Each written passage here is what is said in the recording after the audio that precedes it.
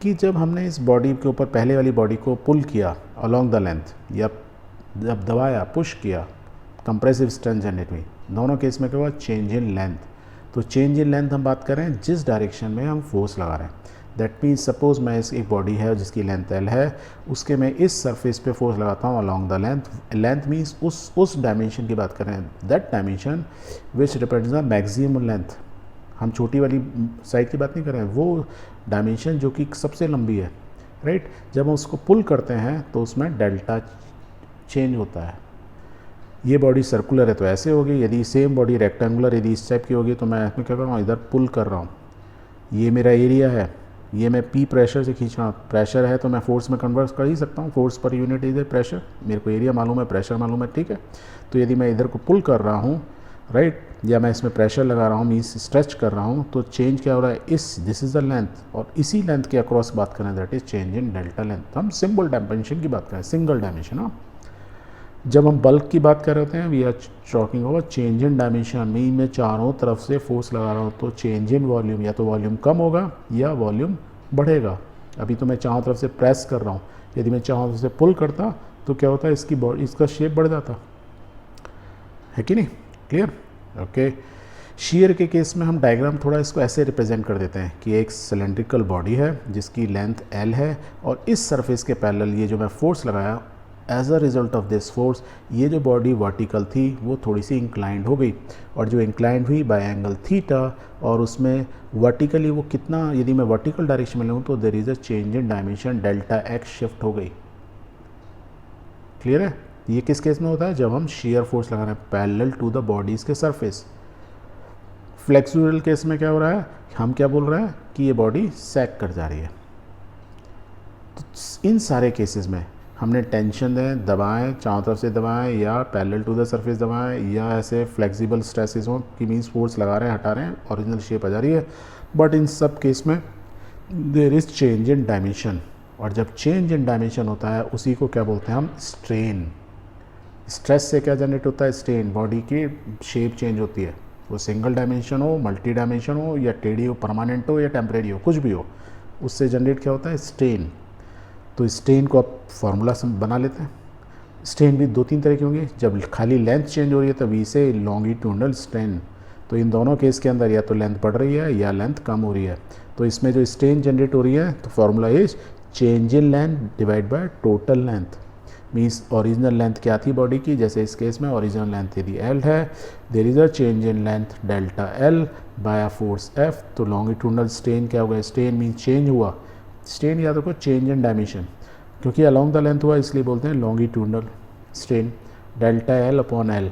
और longitudinal strain को एक सिंबल से प्रेजेंट करते हैं, इस टाइप के सिंबल को। हाँ, इस लाइक ई, इसको क्या बोला जाता है? इप्सिलॉन। क्या है? इप्सिलॉन। इप्सिलॉन मतलब डेल्टा एल अपॉन एल। और देखो ये क्या है? Delta L is one dimension, change in dimension, इसकी यूनिट क्या होगी? मीटर। मान लो मीटर में लेता हूँ, स्टैंडर्ड यूनिट मीटर। मीटर तो क्या होगा? It is dimensionless. That means जो स्ट्रेन होता है उसकी कोई डायमेंशन नहीं होती, हम बोलते हैं बस उसकी डायमेंशन या तो बढ़ गई है, या तो लंबा हो गया, या छोटा हो गया। ठीक है, ये एक रेशियो है, total change divide by total length, initial जो लेंथ थी, delta L upon L, longitudinal along the length. Strain means change in dimension. I hope it is clear. Good. पहले केस क्लियर। जब चेंज इन वॉल्यूम हुआ तो हम क्या बोलेंगे इसको? Volumetric strain. स्ट्रेन तो जनरेट हुए, डायमेंशन तो चेंज हुआ, किस में हुआ? वॉल्यूम में चेंज हुआ, इसलिए volumetric strain. Same formula, volume में हुआ तो delta we upon original volume, change in volume divide by original volume. देखो ये भी वॉल्यूम, ये भी वॉल्यूम, तो इसमें क्या होगा? डायमेंशन लेस है ये भी, इसकी भी कोई यूनिट नहीं होगी, और इसका कोई सिंबल नहीं है, जैसा इसका इप्सिलॉन है, इसका कोई सिंबल, इसको वॉल्यूमेट्रिक स्ट्रेन ही बोलते हैं। यहाँ देखो शेयर के केस में हुआ, शेप में चेंज हुआ, चेंज हुआ, यस, तो इसको बोलते हैं शेयर स्ट्रेन। जो स्ट्रेन जनरेट हुई वो कैसी चेंज, कैसा हुआ? शेयर हुआ, कट गई बॉडी, राइट, जैसे एज इफ किसी ने फाड़ दिया हो। तो इसमें देखो फार्मूला क्या होगा? Delta x upon L. ये देखो इसकी डायमेंशन, ये थोड़ा सा डेल्टा एक्स इस डायरेक्शन में चली गई, और length is a vertical length, तो डेल्टा एक्स अपॉन एल। इसको थोड़ा सा याद रखना है, थोड़ा सा कन्फ्यूजन है, कोई बात नहीं। जिस डायरेक्शन में फोर्स लगाया उसमें चेंज इन डायमेंशन हुआ, डेल्टा एक्स। ये एल, ये जितना ज़्यादा एल होगा उतना स्ट्रेन क्या होगा? कम होगा, उल्टा होगा, ये आप पढ़ेंगे आगे, समझेंगे फॉर्मूले से। कोई प्रॉब्लम नहीं। तो याद रखो delta x upon L is called shear strain, is a strain change in dimension. देखो ये भी मीटर है, ये भी मीटर है, मीन सेम यूनिट है, that means again there is no dimension.